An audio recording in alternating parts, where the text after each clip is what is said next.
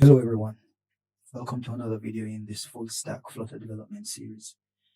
In this video we'll begin looking at our restaurant module where we'll be trying to create the different aspects of it in Flutter before we move on to our back end. And as with the previous module, before we start we tend to create a small architectural mock-up of what we intend the system to look like.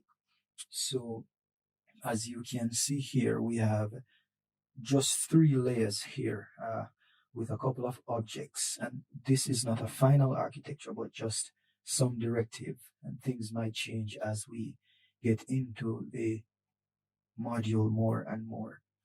And I want to say that if it is your first time here, please consider subscribing and also check out the videos from the previous module so that you might come up to speed. So quickly, we have here inside of our domain for our restaurant module, we have a restaurant object, we have the restaurant having a menu and those menus consisting of menu items, and we have the address here. For our use cases, we have the get restaurant use case, which will be by some criteria, which means it can be by ID, by location, by name, etc. And we have the get menu and the get menu items, which are related. We also have for our API, we have our restaurant abstraction or interface here, which our restaurant API will implement, and this will call our backend service, which we are also creating using TypeScript. So this is the basic architectural structure, 3 layers of what we intend for our restaurant module to look like. So let's get right into the code and start building out these objects. So the first thing I want to do is inside of my food ordering app folder, I want to create a new Flutter package. And so to do that, it is Flutter create, and then we use a template that is package, and we'll give it a name. In this case, the name is restaurant. So there we go ahead and create that. That is created. And since we're only working with our restaurant module, I do not want to have the other modules cluttering up the workspace. So I'm going to cd into that module, and then I'm going to open up Visual Studio Code by typing code period and enter. So here we are inside Visual Studio Code. And the first thing that I want to do is to quickly hide a few folders that are cluttering up my workspace. So I'm going to click that and I'm going to say hide. That should create a VS Code folder. Go again, hide. I'm going to hide all these. Hide.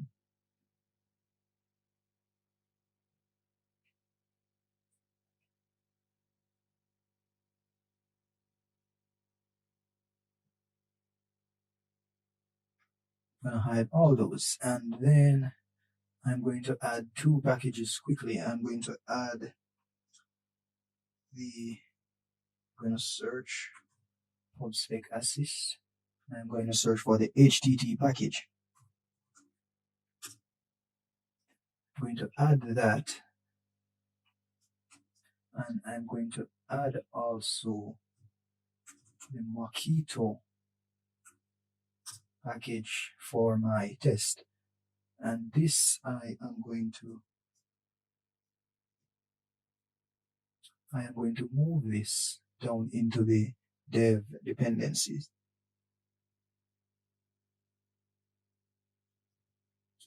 Quickly save this. So now that we have our dependencies up, I'll close that and I'll go into my lib. I'll create a source folder, and under that I'll create a domain, and the first object I'll create for my domain is my restaurant object. So for this, I'll quickly create my restaurant class. And as you can see here, I've added the properties, which is the name, the ID, the name, some image to be displayed based on the URL, the type of restaurant, meaning whether it's a fast food joint or some cuisine, Indian cuisine, Mexican, whatever. I have a location object here and also a address object. And if you have followed my previous domain-driven design tutorial, these would be known as value objects. And so I'll quickly create those here also. So I'll create my location class and also my address class.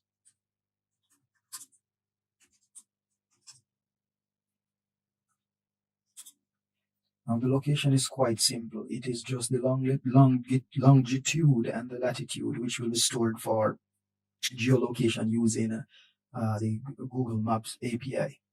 And then for my address, I am storing street, city, parish, and zone. Now these addresses are based on what is required in where I am located. So these addresses are based on how addresses are formed in my country.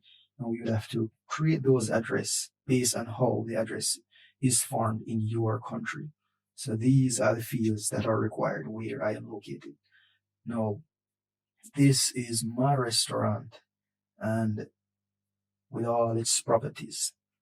Next, I'll go ahead and create the menu.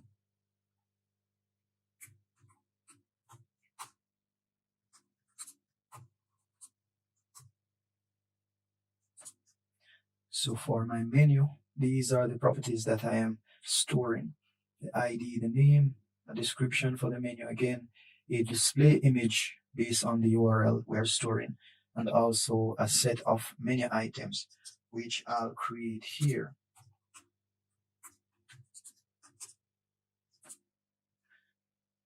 And these are the properties stored for the menu item. The name of the item, the description, set of image URLs. For example, if we're storing photos for each menu item, we have the price of that item. So these are the properties. Probably as we go further, these properties might change. We might add new properties. We might remove some of the properties. But for where we are now, this is sufficient. So I have created my domain objects in terms of my restaurant and my menu. And I will now add as another object my restaurant API contract.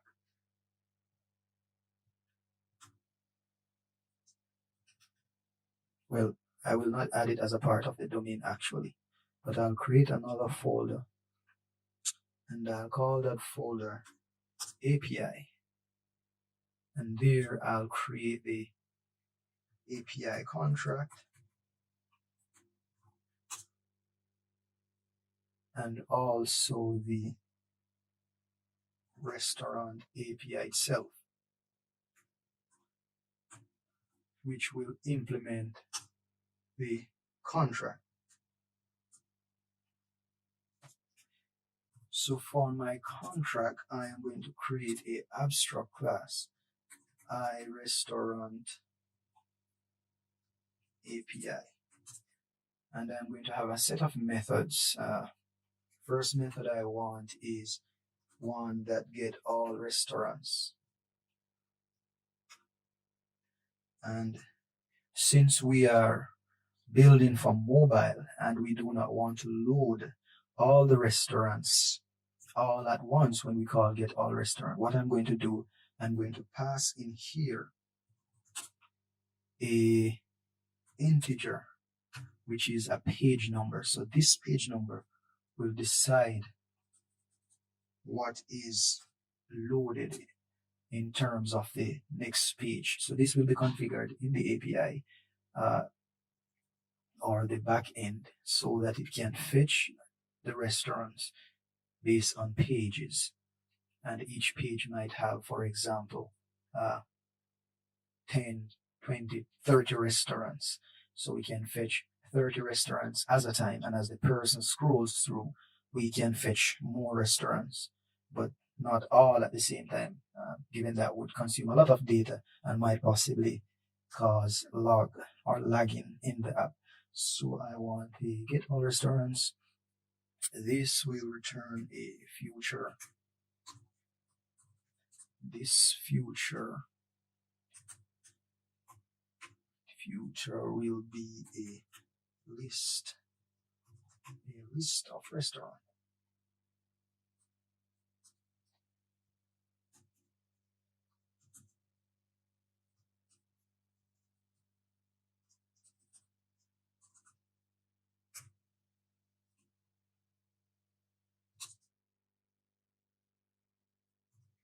The next method I want is similar to this one.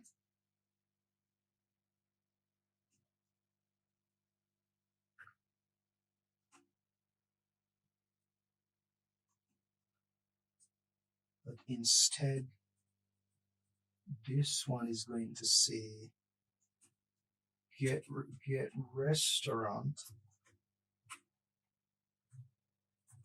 by location. So I'm going to require a page, but I am also going to require a location.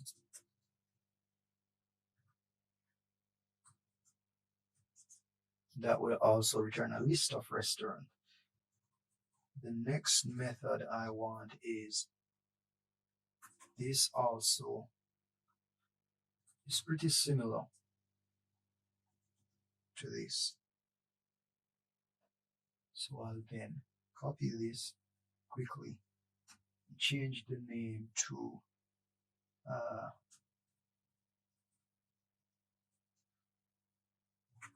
find restaurants. And this is based on when the user searches for a restaurant. And I'm going to say page, and the string is supposed to be the search term. So when the user searches for a restaurant, and the last two is one to get a particular restaurant, and this is based on ID. So the only thing I need here is the restaurant ID, and this will return a future. So it will return a future restaurant.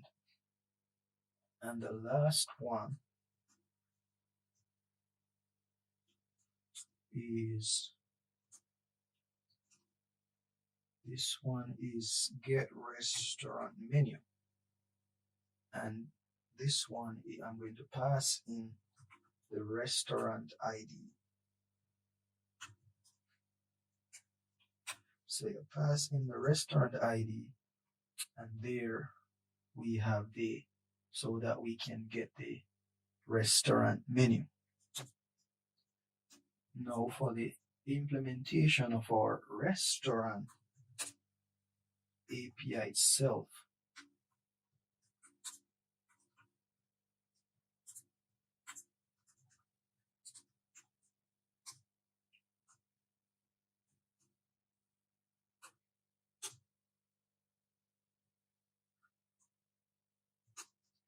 now this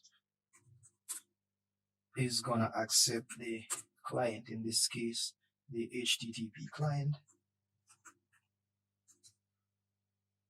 and also the base URL for our endpoints. So inside of our constructor, we'll say this base URL and also this HTTP client.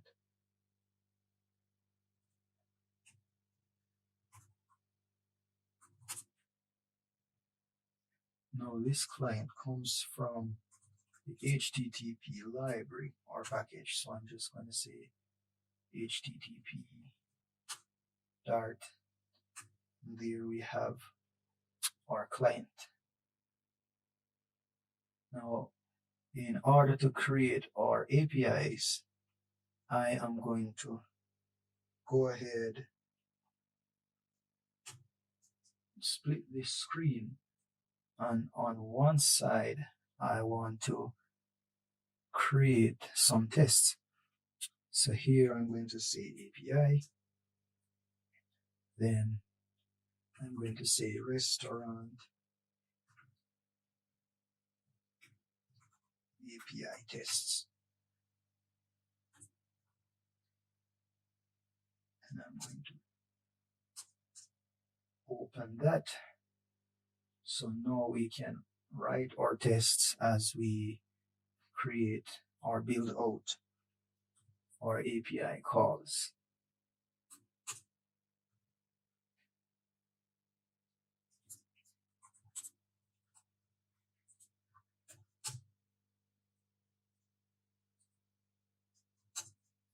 So the first thing I want to do is to create a mock HTTP client, since I know that my restaurant API uses the HTTP client. So I'm going to create that mock using Mockito. I'm going to say this implements the HTTP client.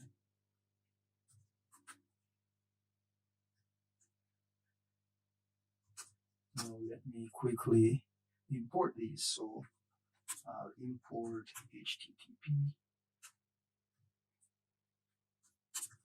as HTTP. Then I'll quickly import that. So now for my test, I'm going to set up my system under test, which is my restaurant API. I'm going to create the dependencies, which is the HTTP client, and then in the setup method, I am going to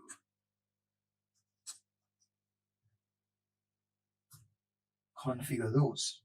So I'm going to say client equal to HTTP client.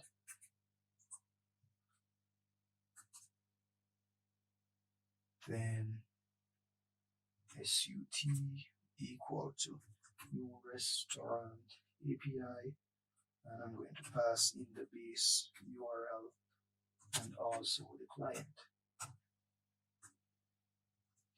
Now that is my setup. Now the first test, or the first method that I want to implement, is the get all restaurant method. So I'm going to say create a group, get all restaurants.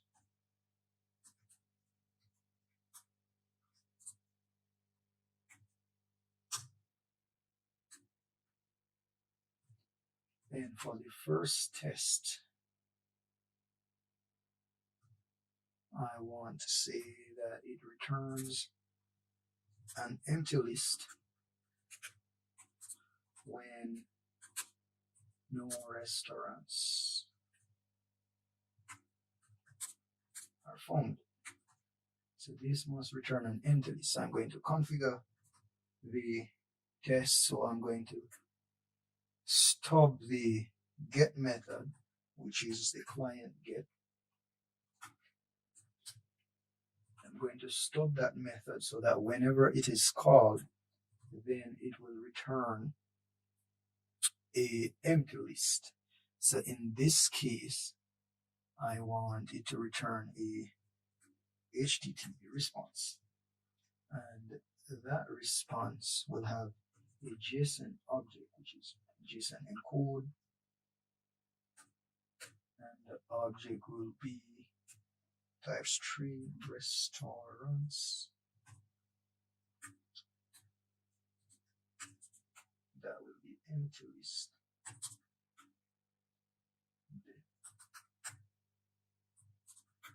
Status should be 200 somewhere here. first, this is a async method, so it should be async here. Then a status code of 200. No, I want my test to be async also.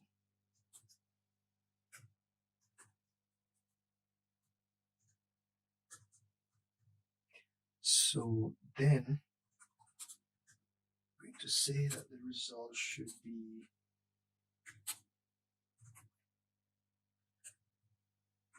with SUT get all restaurants page 1.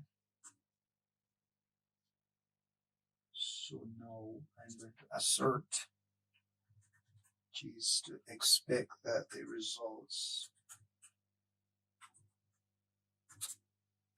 would be an empty array. Now if I run this as it is, it should fail. So in order for it to pass,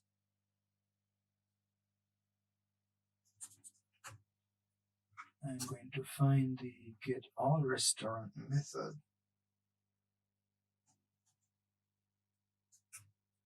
and I'm just going to return an empty list just to see that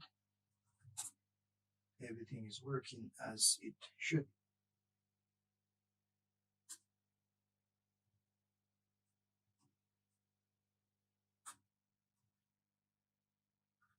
So now if I go ahead and run my test,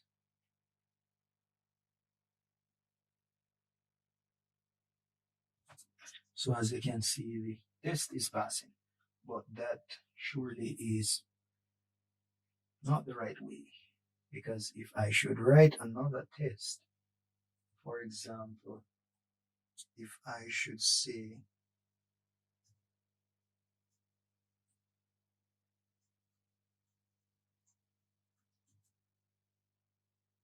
let me copy all of this down. I should say that it should return list of restaurants when success.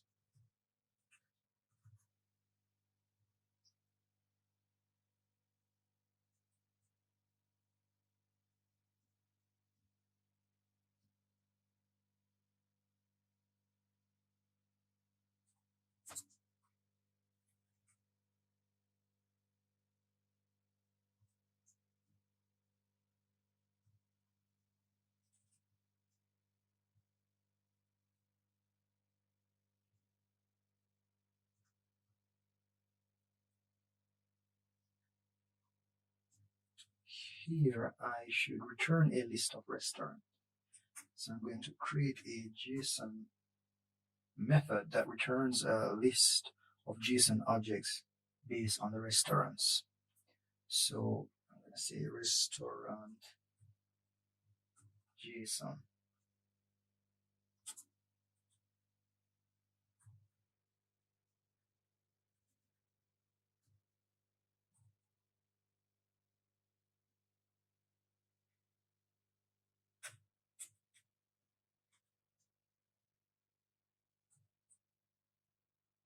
So now I have here this restaurant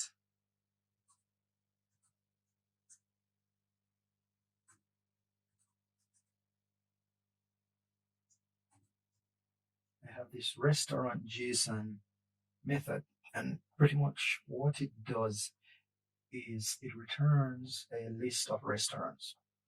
So I created some restaurants with ID, name, type, image URL, and then the location is another JSON object, the longitude and latitude, and also the address.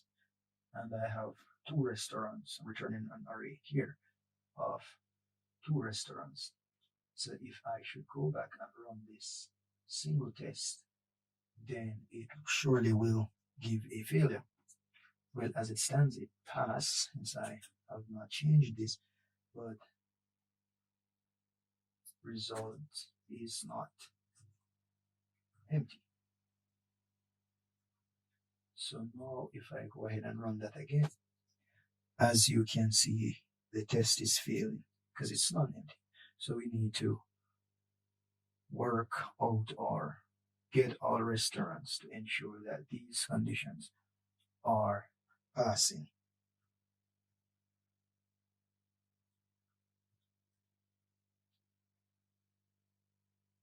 So here inside of our get all restaurant, we'll go ahead and set up the endpoint, which is the base URL plus the path to our backend endpoint, which in this case we'll set it as restaurants, and we must pass the page as a query parameter. So page $page. So that is our endpoint. Then we'll go ahead and say response is equal to HTTP client, say get, and we'll pass in our endpoint. Now this is an async method, so we need to wait here. Then what I'll do is say return, and I'm going to create a private method called parse restaurants JSON, and I'm going to pass in the response.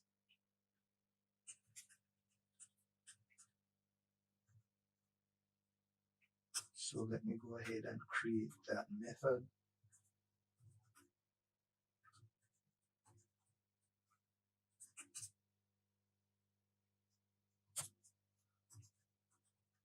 This method accepts a response object.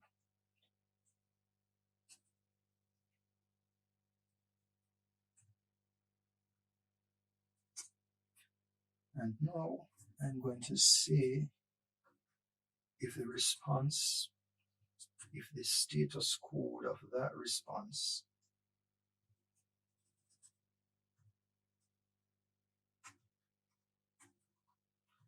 if it is not equal to 200, then I'm just going to return a empty list. Otherwise, I am going to extract or decode the JSON result from it. Response body.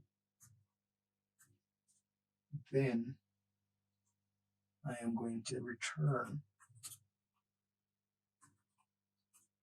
the list of restaurants if this key is present in the JSON. So if it is not null, then I'm going to return the list of restaurants. So here I'll create another method called restaurants from JSON, and I'll pass the JSON object to it. Otherwise, I'm going to return empty list. So if the key is not present, if we get a 200 status code but the key is not present, I am going to return an empty list. If the key is present and there are restaurants, then I'm going to pass it to this function to parse the JSON, to convert the JSON objects into actual restaurant objects to return.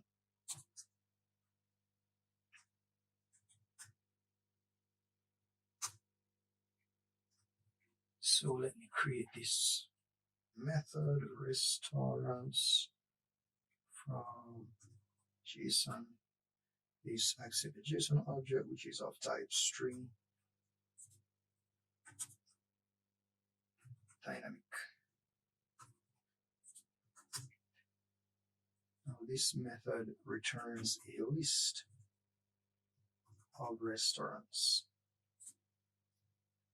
So inside this method, I am going to say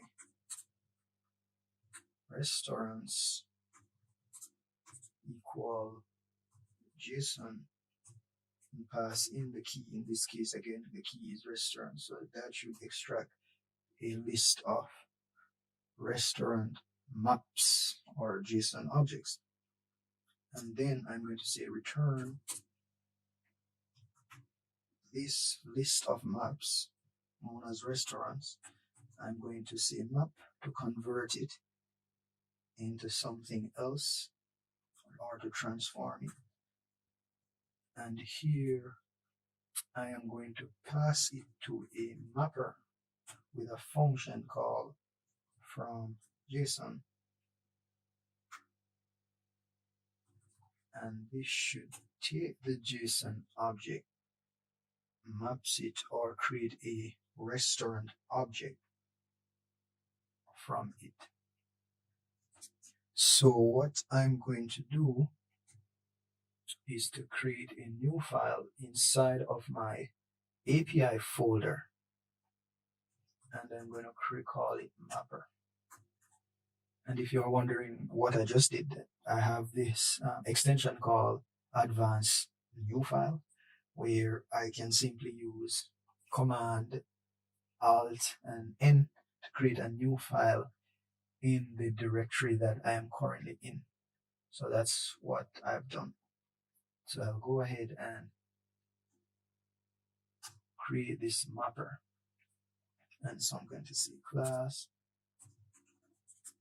mapper, and I'm going to give it a static method from JSON. Again, this accept a map type string dynamic, which is the JSON object. So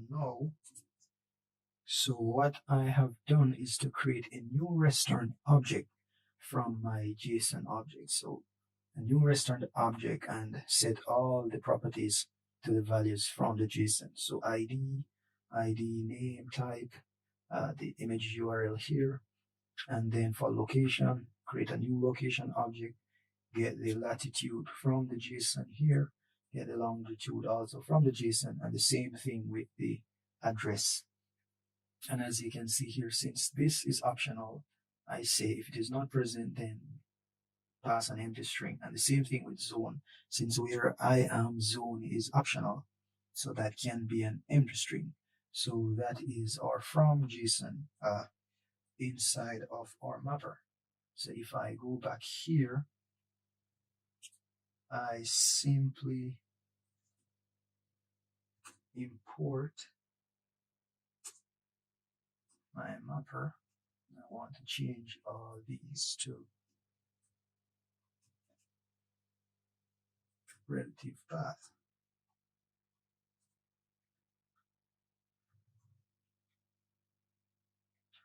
So now, if I go back to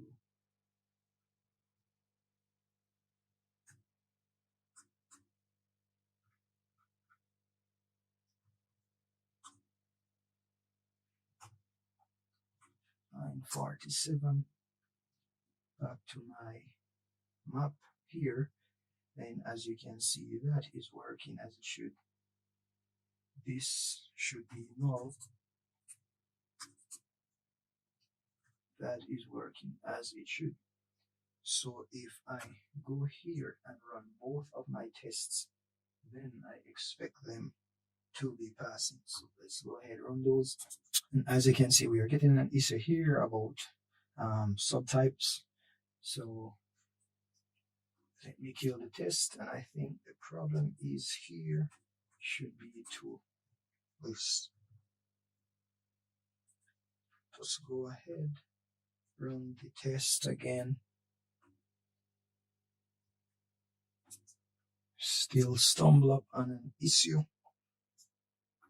Kill the test. As you can see here, I am passing JSON instead of the element. So this should be the element that I am transforming.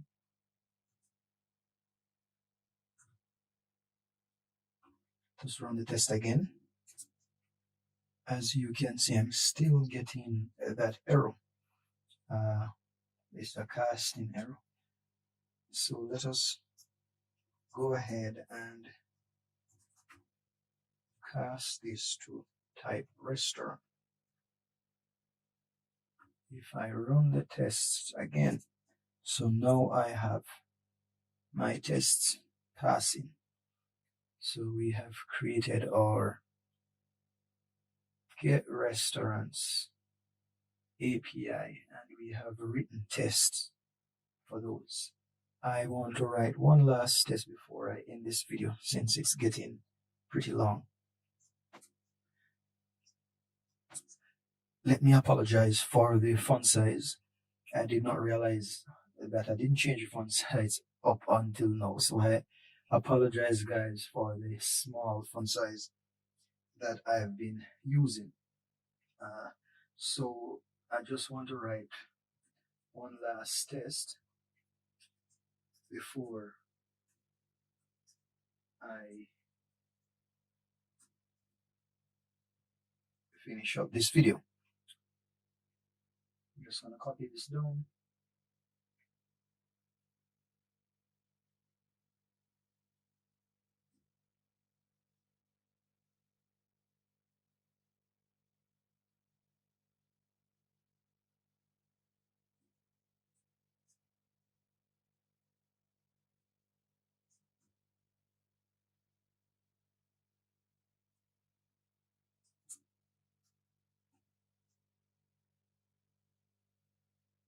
And I wanted to say that return empty list when the response status is not 200. So I'm just going to pass it here a empty JSON object. And I'm going to give this a 401 status. Gonna run the tests again. I'm expecting that all should pass.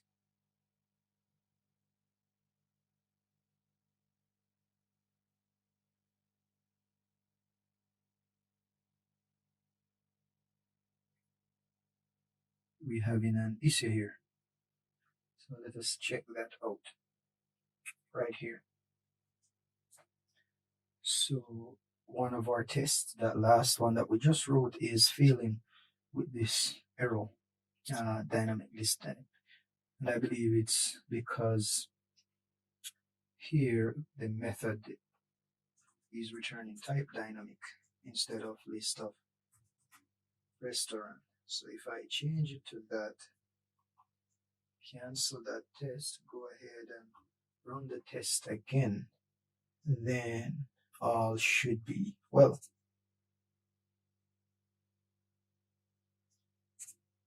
So now we have all three tests passing. So that's it for this video. We have implemented just one of our API calls. The other ones will be pretty simple, following the same test-driven approach. Many of them are similar, so we'll be just copying and pasting some of these tests, copying and pasting some of these code also, and just refactoring a little bit to keep our code dry. So I do not want to make this video any longer, so thank you guys for tuning in. Thank you for watching. We'll continue building out the rest of the API in the next video. And again, if it's your first time, please consider subscribing, liking the video, share as we build out this full stack Flutter app development and using proper software design principles. These ideas are transferable to any project that you are working on. So tune in and follow as we go through this awesome project. So see you in the next one.